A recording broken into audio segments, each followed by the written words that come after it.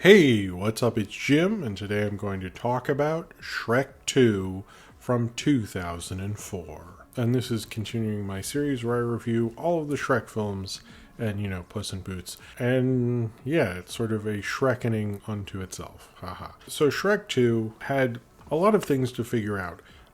Whether it was going to be a straight fairy tale thing again, whether it's going to do the parody thing. What exactly is this franchise, which is of course what DreamWorks wants it to be, going to be? Because you can't, be a total parody job. Like the first one had more going on, but it was very focused on parody and messing with Disney and doing all these jokes and things.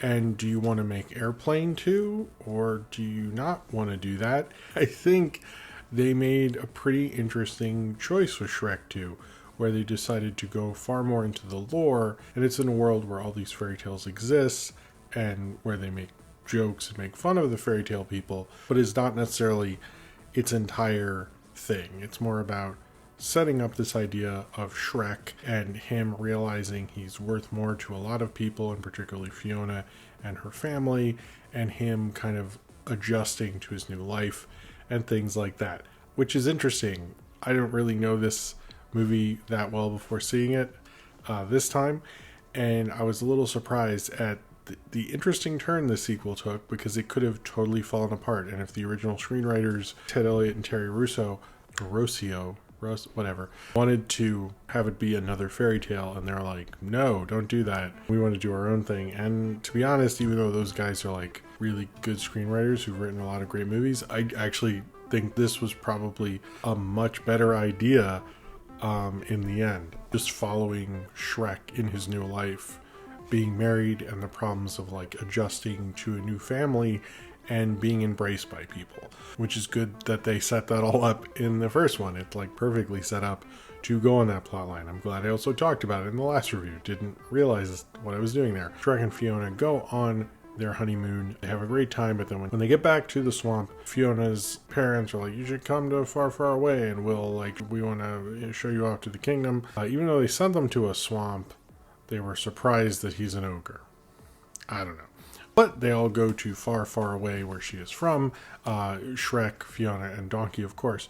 And they go there, and her parents are not played by John Cleese, or voiced by John Cleese and Julie Andrews, are not pleased to find out their daughter is not only married to Shrek, but she has taken a permanent form of an ogre. They're very upset about this, and the dad especially is not sure, but apparently he's made a deal with the fairy godmother, brilliantly voiced by Jennifer Saunders. Shrek is dealing with like trying to fit in with the family, trying to be the man that Fiona wants, as well as the fairy godmother is trying to do behind the scenes evil meddling to kind of get her own son to marry Fiona so he can be a king, because I'm not exactly sure financially what the motivation is for the king thing, much like the first Shrek with Farquaad. Like, a lot of his plans are like less defined. They're just like, because he'd want to be. I'm like, I guess we'll go with that. Okay. She has like a big empire. Like, wouldn't the kingdom actually hurt her? Shrek has to kind of find his new way into this new world, and whether he still wants to be himself, or whether it's better to kind of appeal to this family and Fiona's life of believing in this Prince Charming fairy tale, and whether he wants to be that Prince Charming fairy tale for her, sort of. And also Puss in Boots is there, and Puss in Boots is great. So I wouldn't say I've seen this movie before. When it came out, the first time I could have seen it, I had a choice in Ocean City, Maryland, of seeing this with no air conditioning, or seeing the movie Troy, and I chose Troy with air conditioning, and I think I made a bad choice there.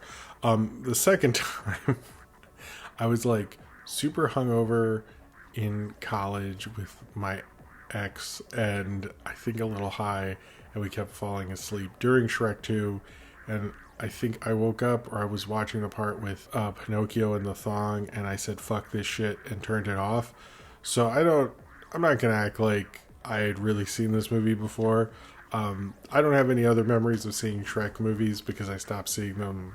Yeah, those are my memories. Whereas now I watched it with my family on a day everyone was sick, because I thought it'd be nice, and because I'm reviewing these. So everyone was down, and it's a fun movie, thank God. So that worked out. But yeah, you can tell my life changed from being hungover and stuff, and then dealing with it on a sick day while I'm watching a baby and a 5-year-old and stuff. So it was very different. The attempts that Shrek 2 leads us. This film starts off, I think, in a great way where it improves upon the intro of the first one, where they just like kind of put a temp score. I mean, they admit this.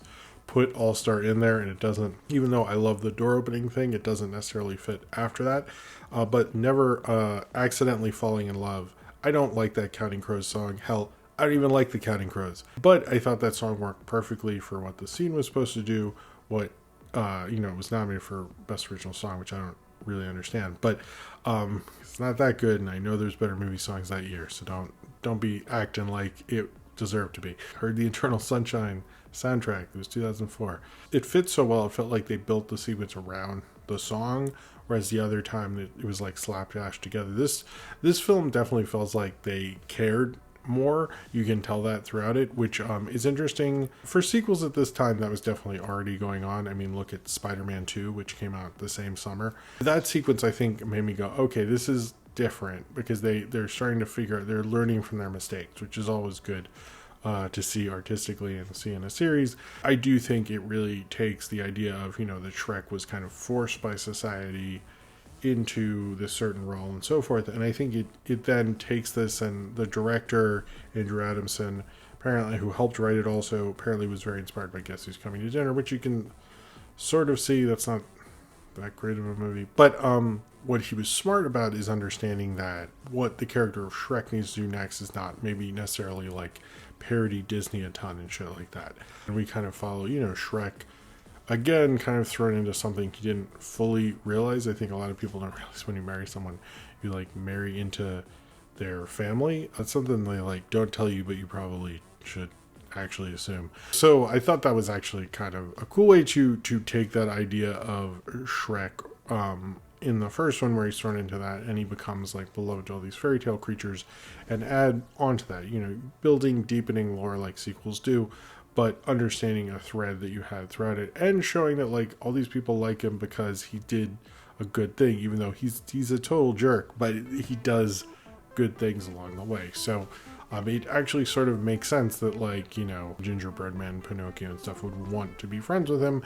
And it also makes sense that he'd be like, I mean, he also is an ogre, and I don't think he understands a lot of like the stuff that goes on socially, so that's probably part of it. But also I like that they change Far Far Away is basically LA. I like certain elements to it. The casting of John Cleese and Julie Andrews felt like they just did it to do it, although John Cleese is a good comedic actor, and I think he does a good job here. How they are the parents to Cameron Diaz is totally bizarre. Like, it's already LA. She's very much an LA person. I mean, she's like white and blonde. I've never been there, but I'm pretty sure that's a thing. So, but I think Kurt Russell and Goldie Hawn or somebody like that would have probably made a little more sense. Also, Julie Andrews and John Cleese are like a weird combo. Like, they're not really even the same era of kind of same style of British comedy and British performers. So it's just, whereas him and Jennifer Saunders, it works excellently well. With him and her, it's just like, what the fuck is this going on? It's like, I get like you just picked two British people, but like you could have tried harder. Jennifer Saunders is like the best thing about this movie. She's really great. I really liked her as the fairy godmother. She really sold it very well. Other than this does have a few like anti-trans things, like she calls the Big Bad Wolf the gender confused wolf, and the whole thing with the ugly stepsister. And I don't love the Pinocchio thong thing. Still, that's still not great. You can mostly move past it, but I understand if people don't want to be seeing that anymore. The whole Puss in Boots gag with Antonio Banderas being Zorro is wonderful. I mean, I like what this does about like perception and beauty and like how people feel they should be, and addressing things like that in Shrek the sequel. I think it has more to say about the characters and the lore than it does. It's using the fairy tale tropes, and it reminds me more of something like The Simpsons or Family Guy, and how it uses pop culture and things like that, than it does its original film. But it's also like that film was a bit of a like mess production wise. This feels like, oh, we made a lot of money, and this was an even bigger thing. It made almost $1 billion. It was the highest grossing animated film until Toy Story 3. I think this film holds up well within its own lore and stuff, as well as like it has an interesting soundtrack. Tom Waits is here. Like the Eels, Pete Yorn, Tom Waits, Nick Cave and the Bad Seeds, Frou Frou, David Bowie, Dashboard Confessional. Wow, Dashboard Confessional. Are they the only ones who got to be on Spider-Man 2 and Shrek 2? What a year for them. But I guess the big song on this that everyone seems to love is Jennifer Saunders doing Holding Out for a Hero. So it's a great moment. They do a great rendition with the orchestral stuff and the synth and everything. Jennifer Saunders nails it because she's great at everything. And I get like the energy of that song. It's a great song. And having, the giant gingerbread man, and that's awesome. And having Holding Out for a Hero, and it's a fairy tale thing, is actually a really smart music choice. I thought wonderful, and it works totally. But the thing is, like, I totally get being a little kid and hearing that song and being like, yeah, this is the hero song. This is amazing. I am going down. I'm doing a heroic thing as a little kid. But I didn't get that from this movie because this movie didn't come out when I was a kid. I got this from another sequel for kids. I'm serious, by the way, that did the same thing in its finale. And one would argue maybe it's still crazy, not maybe this specific crazy, but up there with craziness, which would be Short Circuit 2, which, I'm serious, used the same song, the actual song, I believe, in theirs. They didn't cover it, with Johnny Five racing to stop. I haven't rewatched Short Circuit 2, but I rewatched the end on YouTube, so this is fully well researched. Although, should I review the Short Circuit movies? Absolutely. I watched those so many times as a kid. Did not know about the Fisher Stevens thing either until I heard the Aziz Ansari thing. I went, whoa, yeah. As a kid, you didn't know, and your parents didn't explain it. But also, they let me watch Steve Guttenberg movies. Come on, I already had to read his Bible all the time. Johnny Five, who's racing and has a metal mohawk, straight hardcore punk. Johnny Five has to race and then gets on, like, swings on a rope thing, tether. I don't know what those are called. Swings and grabs a guy on a speedboat and brings him back and saves whatever he's supposed to save while he's dying. Look, I don't know. A robot with a metal hardcore punk mohawk who can shoot lasers and swings on the thing like Tarzan, or I think he retires the lasers in 2. Whatever. Point is, I don't remember a little bit. That was still pretty cool. So it's not exactly like Shrek 2 invented that. I'm not even going to say they perfected it. They just did it a different way. In the 80s, we had our own one that is pretty cool too, Shrek 2. I don't know. They could have referenced it. I even remember at the time, there's this famous quote from Ingmar Bergman who said, Short Circuit 2 is way better than Shrek 2, which was a super weird thing to say at the time. And people were like, I don't understand what that means. And then when Shrek 2 came out, everyone understood. Like most things with Bergman, you don't get it the first time. But like, later you're like, oh shit, they're playing chess because it's like death. I get it now. But I am saying I get that. And it's like perfect for a little kid. So it was like, much like Short Circuit 2 is not. This also competed at the Palme d'Or again. I have to give Jeffrey Katzenberg and DreamWorks credit for actually trying. Fahrenheit 9/11 beat it that year, which is the most 2004 thing I think you could say about this movie. I get if you're already into the characters, this would work. I think it does a really good job of expanding the lore, getting you into it and understanding the world it lives in, but not getting obsessed with like making fun of, it's still cynical about superheroes. It's still doing a bunch of celebrity references. I think they did a good job of understanding like what this needed to be for the characters and things like, and lore, and thought less about parroting Disney and shit like that, and used threads that are already there. And Andrew Adamson, who I didn't think did a good job. I think this, like, it seemed like it worked out more. He directed this with Conrad Vernon and Kelly Ashbury. I think they did a good job, like, getting this to work together and still doing the fairy tale stuff you kind of expect from it, really.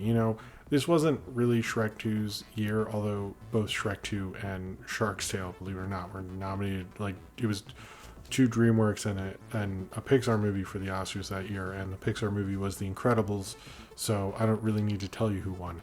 I think some of the things in Shrek 2 age better than they did at the time. The Knights thing, there have been so many Cops parodies at that time. I remember seeing that part and rolling my eyes so hard in 2004 because like so many people had done Cops parodies, and you're not doing better than the X-Files, so like just don't.